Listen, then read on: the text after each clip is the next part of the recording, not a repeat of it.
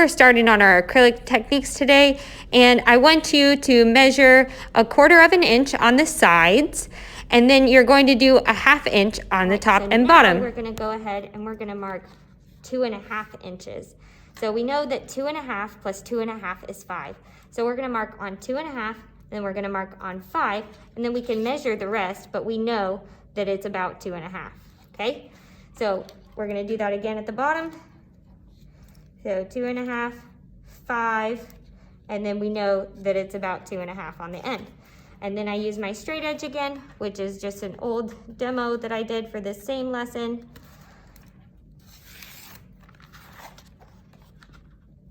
So that we have all of our vertical lines done. Now, there we go. There's all of our vertical lines. Now, all right, now we have, we're gonna try to make ours 9 inches so it's an easier number. So we're gonna go ahead and use our half an inch measure mark, excuse me. Okay, and then we're gonna do it on both sides just like we always do so that the lines turn out straight. And then I use my straight edge to connect the two. So we're just doing 1/2 inch on the top. So the sides were 1/4 inch. The top and bottom are going to be 1/2 inch, which is twice the width of the sides. So 1/2 inch on the top and bottom. And then we're gonna draw all of our horizontal lines. Perfect. Okay, so we know that we have 9 inches because we just talked about it. So then we're gonna go 3, 6. So we're measuring just the left side, and then we know that the bottom line that we already drew is 9. So then we're gonna go 3, 6, then we know that the bottom part is 9. So now,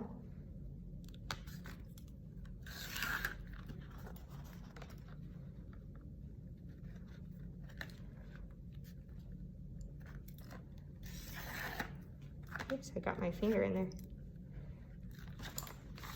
All right, perfect. So there you have it. That's what you should have. And then you will go ahead and label each of these cells. I'm gonna leave this one up so you can see our first 3 is what we're gonna start with today. So we've got glazing, alla prima, and impasto. So make sure that you write those at the bottom before you start painting. So we've got glazing, alla prima, ALLAPRIMA, impasto. A severe weather alert has been issued. Please seek shelter and stay indoors. All right, now once you have all of them labeled, then you can go ahead and you see the stars. You don't need to write the stars on here, but you can make some kind of indication or mark. So I might do a dash behind all the ones with stars. So glazing from the top row, graffito, sponge, stencil needs a dash, and scumbling. So it's whatever mark will help you remind you that you have a layer that you have to paint first. So when you have a layer that you have to paint first, that you get that done, and I'll talk to you about it. So we'll just do it row by row. So for glazing, I'm gonna come up with some kind of subject matter that would look nice with another layer on top of it. So just about anything you can do for glazing. For this example, am going to do one that is just a grid of colors and how the colors interact with each other. So for glazing, you're using that white cup that is not white paint. So mine is this one on the very end should be your glazing. So your white paint is thicker and it's the one that you've been using. Your glazing medium is matte medium or gloss medium, and it's gonna be in the end cup. So for these examples of glazing, I painted the spheres on this surface, and then I added the shadows, glazing them in. For this example, I did one apple. I glazed the red on top of it to make it brighter red because it was an orange apple, and then I glazed the shadow underneath. So whatever you choose to do for your subject matter, it should be easily identifiable for me. I am going to use maybe a medium-sized brush. So this one's a medium-sized brush. And I'm going to use my 3 primary colors. and I am going to see how they overlap with one another. So I'm going to do these ones straight on. So when I switch colors, so for the most part, I try to just use my palette. And I can use the end of my brush if I know that I'm going to need more red than this. But I'm really not going to need much more red than this because of the nature of it being glazing. So I'm going to do one line of red this way, and I'm going to carry mine all the way down. And you can use tape if you want to, if you're in school, if you're at home, use whatever you have. If you want to try to make a straight edge, you don't have to though. See, I'm just doing mine kind of willy-nilly, but I'm trying to control it the best I can. So there we go, there's one line. I clean my brush or whatever I'm dipping into so that my paints on my mat board or chipboard stay completely pure. So when you start mixing colors, your colors are not pure anymore. And then if you needed white and you got a green because you dipped or you needed yellow and you got kind of a green because you dipped your paintbrush into there after touching blue, then that's just on you. We talked about that in the last video, that you guys have got to make sure that your paints are staying clean. All right, now I'm going in with the yellow right beside. I'm just making these stripes all the way down. I'm gonna clean off my brush, and I'm gonna get some blue out. I'm gonna trade these two spots. Hopefully you have yours labeled by now. And I'm gonna come over here and get some blue out, making sure that my brush is clean before I dip it in. And then I'm going to go ahead and try to create a smooth line coming down.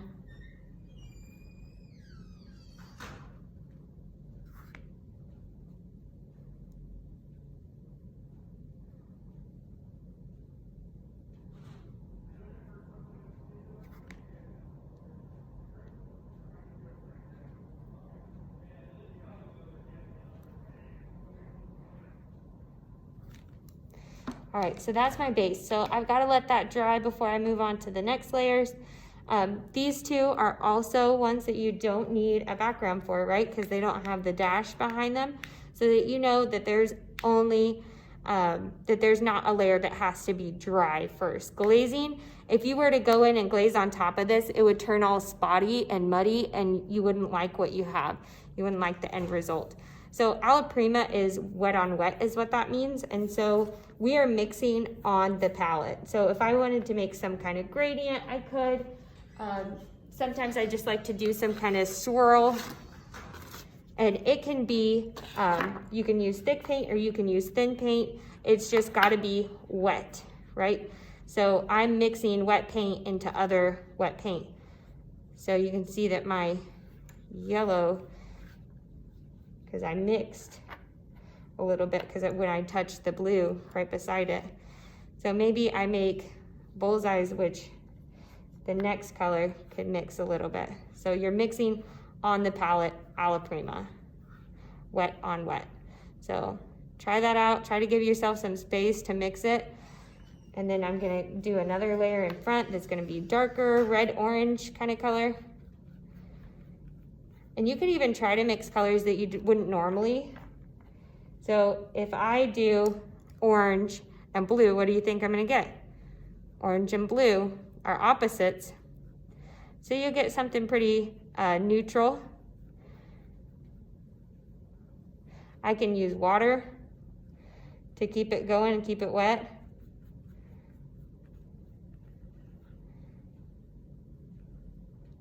So it's just wet on wet painting. So we're just practicing different acrylic painting techniques. So there's some pretty colors. There we go. And you'll maybe kind of have to work, sorry about the bell. You'll maybe kind of have to work a little bit to get it wet. So to keep it wet, you'll have to keep working kind of quickly because acrylic paint dries pretty fast. All right. That's my wet on wet smooth transition. Now we're gonna move on to Impasto. And Impasto is a thicker application of paint than you're probably comfortable with doing, but we're gonna take the plunge. So Impasto you could use with a palette knife.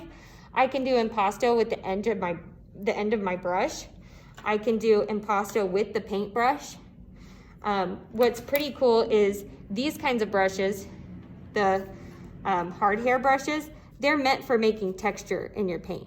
That's why that's there. So when you add a big glob of paint, that they'll have texture showing in your surface. So if I want to go in, and I'm gonna use a lot of paint with this one.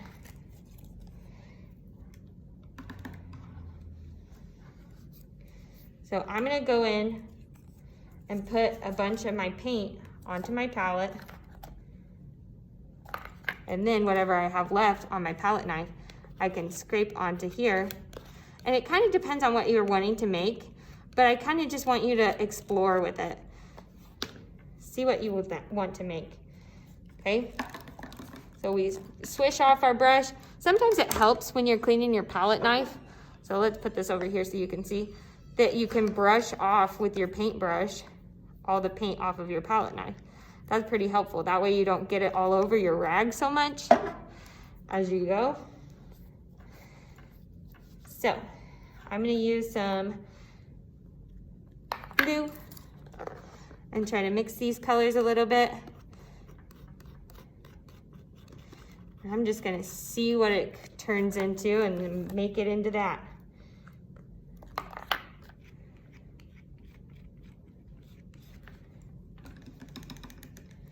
And I can use my paintbrush to clean off my palette knife. Perfect. Or the end of your paintbrush if you're using the end of your paintbrush. Or I can use my paintbrush itself. But remember, it's a thick application of paint and you're not trying to blend it in. So it should have a texture. So maybe I go like this. And I can move it around a little bit.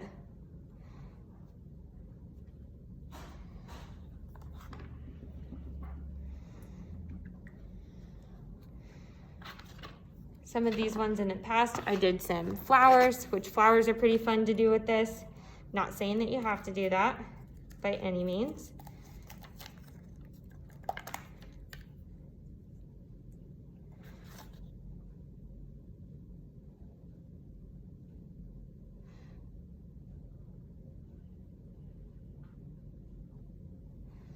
So I'm just mixing colors right now to try to make kind of a green color.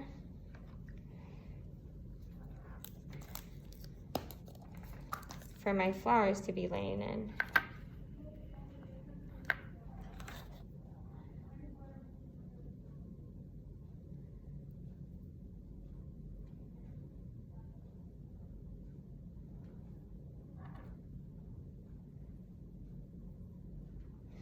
And then maybe I want to do some white with my blue.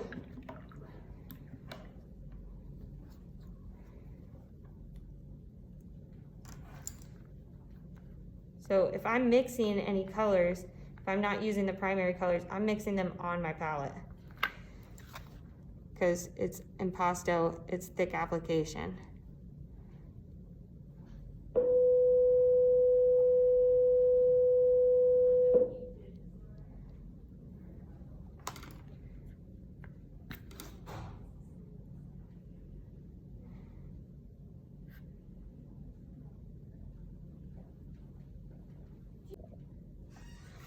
All right, and then we're going in and adding some more flowers.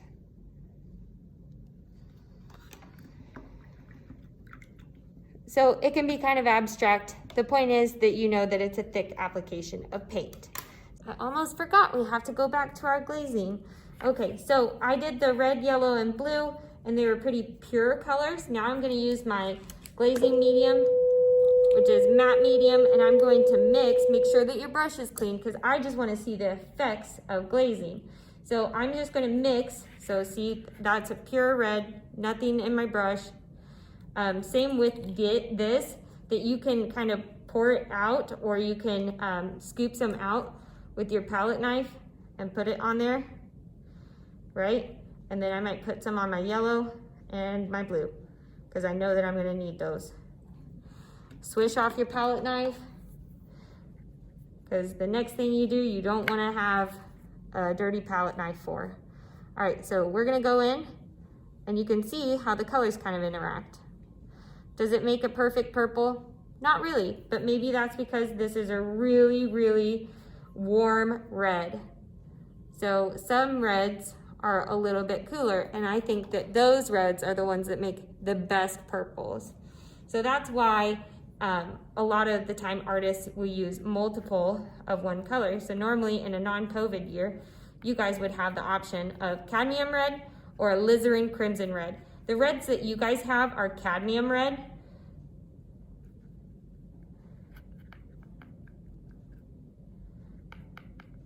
So I'm trying to just thin out my yellow and make it as pure as possible so that you can see through it is the point. Oh, mine wasn't totally completely dry. Oops. Oops, because that middle one's supposed to be perfectly yellow. Uh-oh. So let me, because the bottom layer should be somewhat dry, you can kind of wipe it off, okay?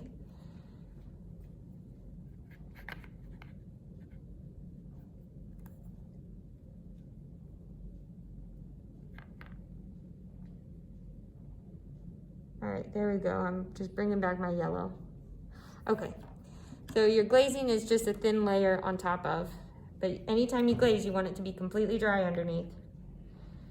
Not even following my own rule here. Okay, and then we're going underneath.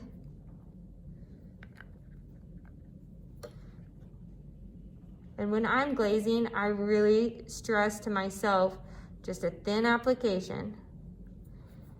So if I want to use the back of my palette knife to get some glazing medium out, there we go. That's a lot thinner.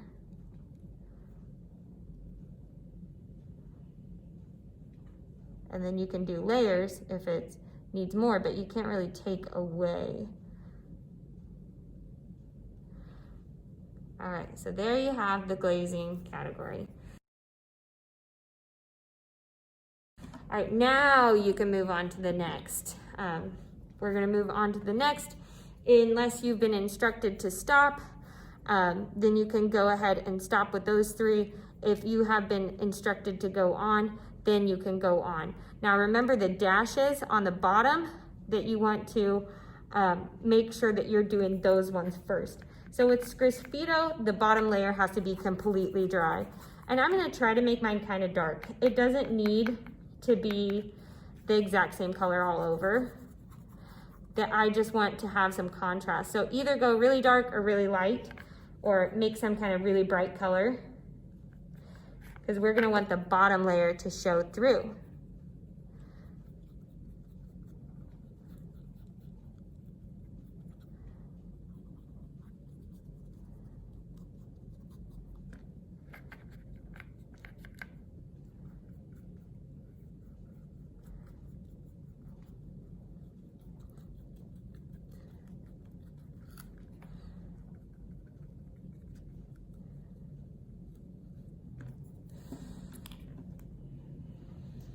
All right, so we're gonna move on, let that one dry.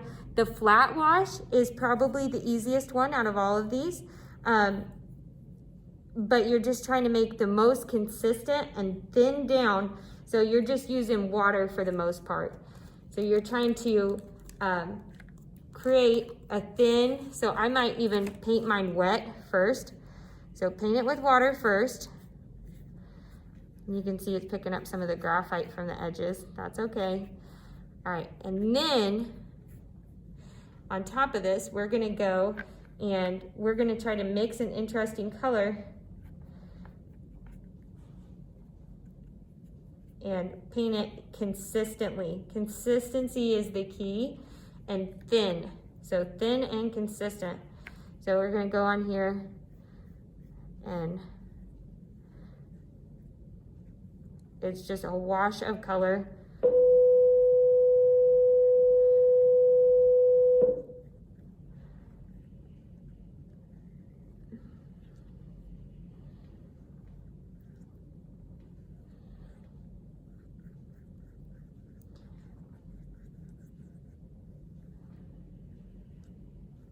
So if it's too thick on this edge, I might go this direction.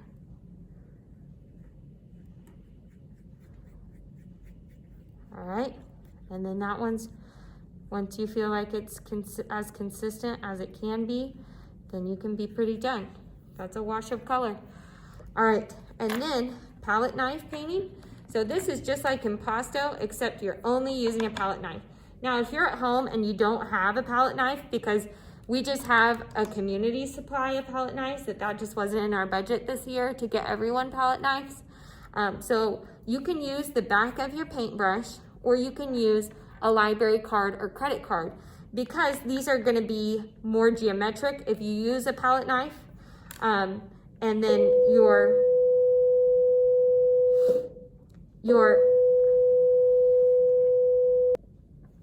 they'll be more geometric if you do use a palette knife. So I'm gonna go in and I'm gonna start mapping in kind of a sky. It kind of looks like it might be a night sky. So just anything that would have a hard geometric edge. So a credit card works, your library cards, any of those fake cards that you get in the mail. Even if you wanted to cut them a little bit, you could. Old gift cards work. Just make sure that even though you're using a palette knife, you clean it between each stage so that you're not dipping big colors into, like your white you don't want to be mixed, or because this one uses more paint, that I probably won't have you guys use just your palettes, that you're using the cups as well. So I'm trying to make kind of a light sky. And then I can add some clouds into it later. So you see how it's more of an experimental. It's not gonna be completely blended, right? So I can add some clouds even.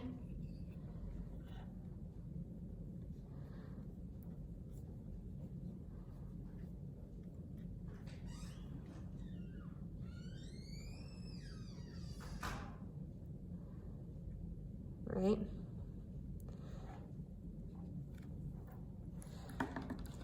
Cleaning off your brush every time.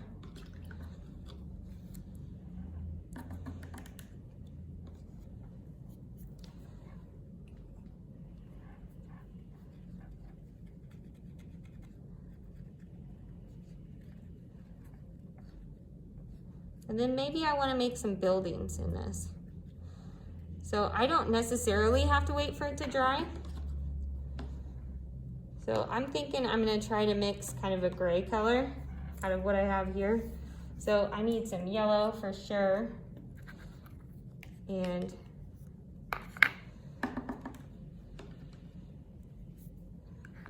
some red and some blue.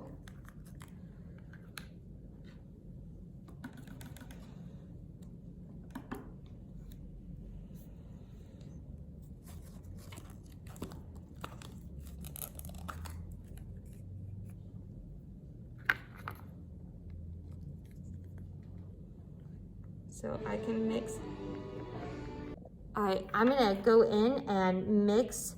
I've got my mixed gray here, which is kind of just a wild gray. It's not completely mixed all the way through. And I'm gonna try my best to make some like little skyscrapers.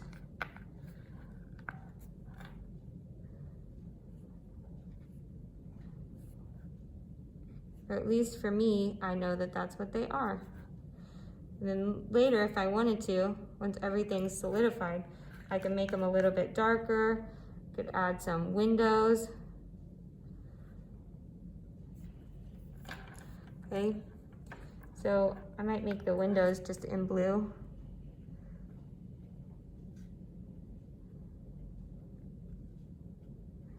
So just have fun with it. So there's my skyscraper. Now, if you have been instructed to stop after the second row of 3 and you did your graffito, flat wash, and palette knife, make sure that you're not moving on, okay? So your graffito is our last one, and we just have one layer to do. I'm gonna do a bright yellow over the top, so I might even mix in some white. So I'm gonna make sure that I'm using a clean side of my brush or in my case, the handle of it. So I'm not mixing these, and I'm just gonna paint over the top of all that hard work I did to cover this. So you're just painting over the top of all of this, and you're wanting to work pretty quickly. For this graffito area, it's about using a tool, so it could be a pencil. Usually I use the back of my brush. So once the whole area is covered, I'm working quickly to come up with a design that I'm just going to mark with the back of my brush into the actual surface. And you can see that it shows up whatever color is underneath. So you really need to make sure that the bottom layer is completely dry. So here I am, I'm just spelling out purple because that's the color that's underneath. And then I start connecting, making faces. See there's a nose and an eye, and it's just kind of loose, and I'm just trying to have fun with it. You can be a little bit more controlled with this. I'm just making a contour line drawing face that's pretty abstract. And I'm going over some of it so that it has thicker lines in some areas and thinner lines in other areas. All right, so now that one's done. Once you guys have finished the second row of 3, and if you have been instructed to move on, you may, but if you were instructed to stop after your second row of 3, after this graffito, flat wash, and palette knife, then you can move on or stop, whatever. Make sure that you're doing what your teacher asks.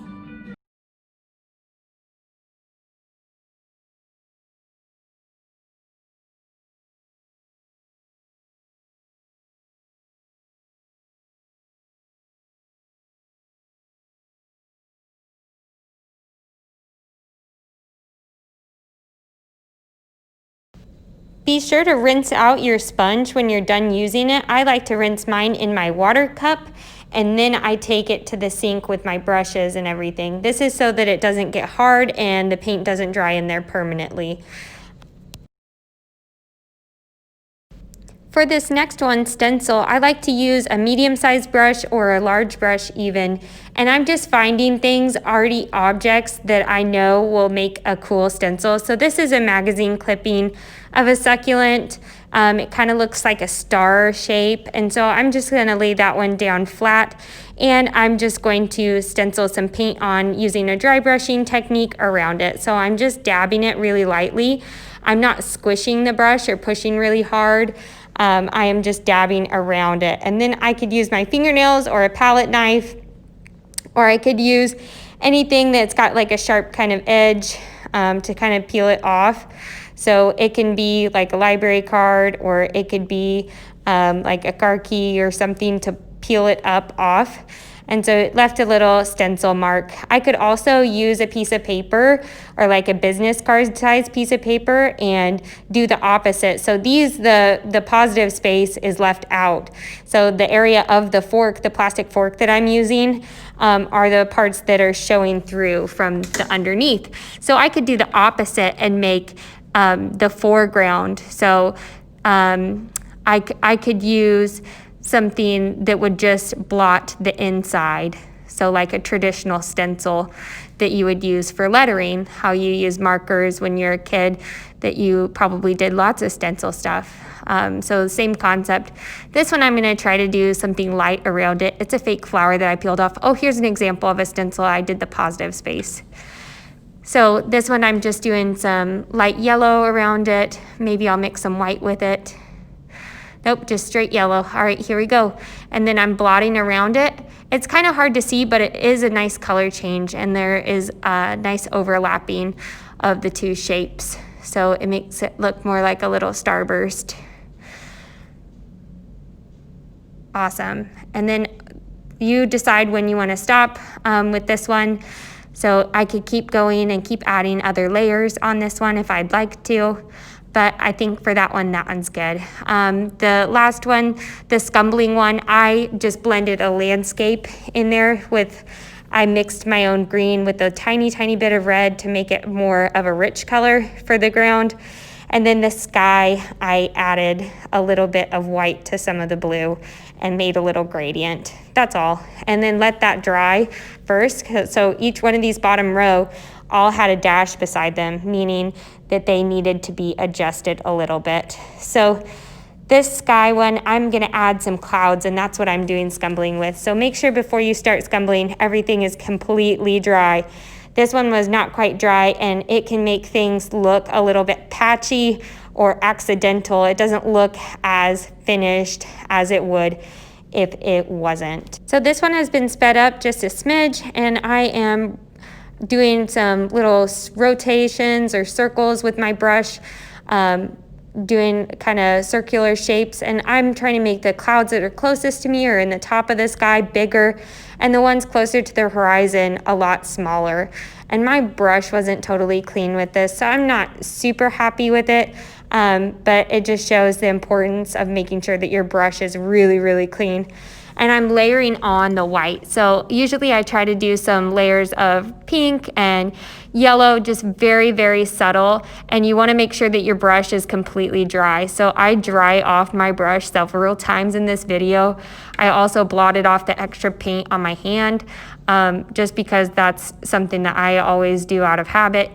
Obviously you don't need to paint on yourself, you have a palette. So here's some of the smaller ones that are a little bit softer, closer to the horizon. Anything soft and fluffy for this one. So you could even do like a rabbit with a little cotton tail. You could do just anything blurry even is good for scumbling. So the background of your guys's still lifes were a good practice for this, but also you might use scumbling for soft rosy cheeks on a portrait. I like to use scumbling, especially for things that are far away. So just like when you take pictures in portrait mode on your iPhone, it makes the background blurry. You kind of think, well, if I want my painting to look realistic or like professional, that it's good to show that depth of field that good photography shows. So how the background or things that aren't in view or aren't the focus can be a little bit blurrier. Here I'm probably going to dip into a little bit of yellow soon for the main light of the clouds. So I could keep going on this and making layers fluffier and fluffier. Let me know if you guys have questions. Thank you for watching.